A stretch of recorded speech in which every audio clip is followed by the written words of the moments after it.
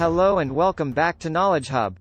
A group of alleged cybercriminals has been using several techniques to target U.S. companies and government agencies on behalf of the North Korean government, according to experts. Cyber intelligence analysts at Google have identified what is known as an Advanced Persistent Threat, APT, or a group of bad actors who have been connected to potentially criminal activity online. Designated as APT-43 in a new report from Google Cloud's cyber intelligence arm Mandiant, the group is believed to be supporting, and possibility affiliated with, North Korea's primary foreign intelligence service through espionage targeted at foreign government agencies, private companies and educational institutions around the world.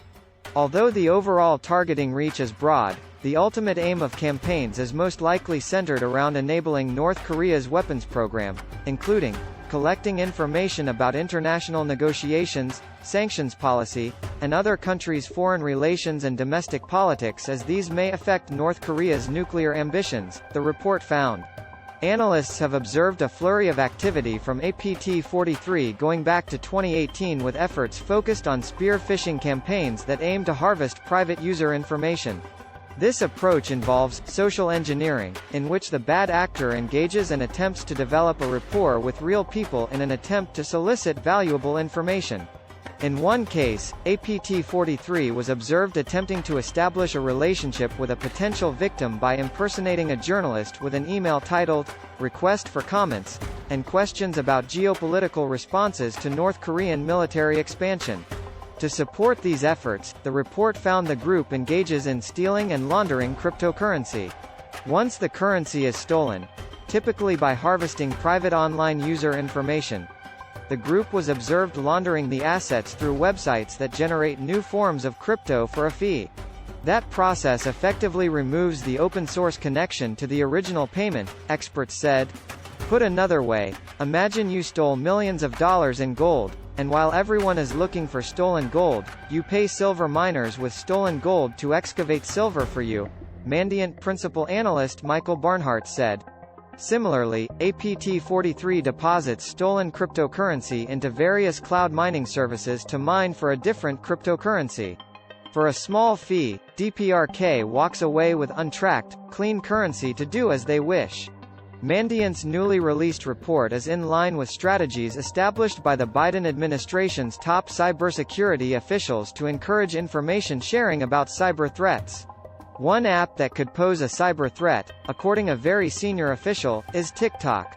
Cybersecurity and Infrastructure Security Agency Director Jennifer Easterly told lawmakers Tuesday she supports banning the Chinese-owned social media giant, which has seized on short-form video sharing on a massive scale, calling anything of its kind a huge risk.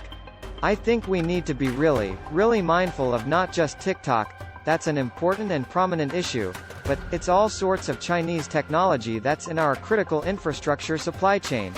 We need to be very concerned about that. And then frankly, from a strategic level, we need to be very concerned," she said. Despite the prevalence of the threat, Easterly expressed doubt about whether a full ban would be possible in the United States. Virtual private networks and other cyber tools can be used to change and scramble geolocation data on the open internet, making a U.S. ban difficult, experts say. CISA, one of the leading agencies working to establish cybersecurity reporting norms and standards, will work to help victims of cybercrime and strengthen vulnerable institutions, Easterly vowed. "We are not here to name to shame to stab the wounded," she said. "We are here to render assistance and then to use that data, very importantly, to protect the rest of the ecosystem. If you're in a neighborhood and your neighbor gets robbed, I want to know that so you can actually lock your doors and put your guard dog out. It's important for our collective defense. We are facing some very serious threats to our nation, to our critical infrastructure." The director said CISA is working to improve its own visibility into the overall ecosystem of cyberattacks while acknowledging the agency's limitations. Easterly referenced her time in the private sector where the return on investment was things not happening.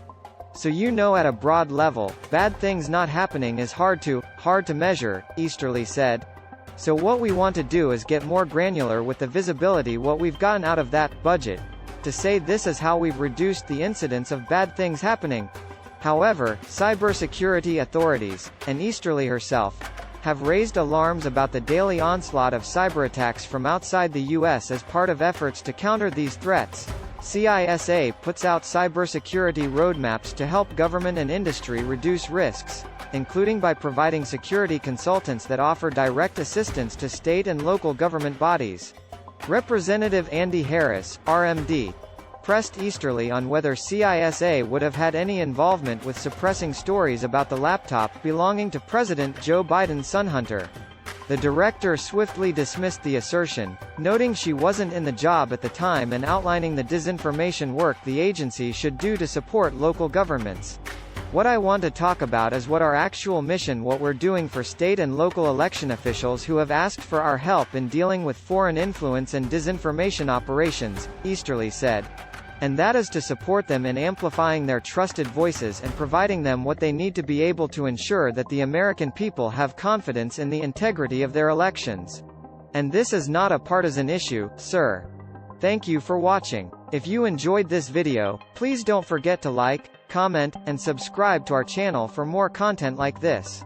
Also, don't hesitate to share this video with your friends and family if you think they might enjoy it too. We appreciate your support and feedback, and we look forward to creating more videos for you in the future. Until next time, stay safe and keep learning.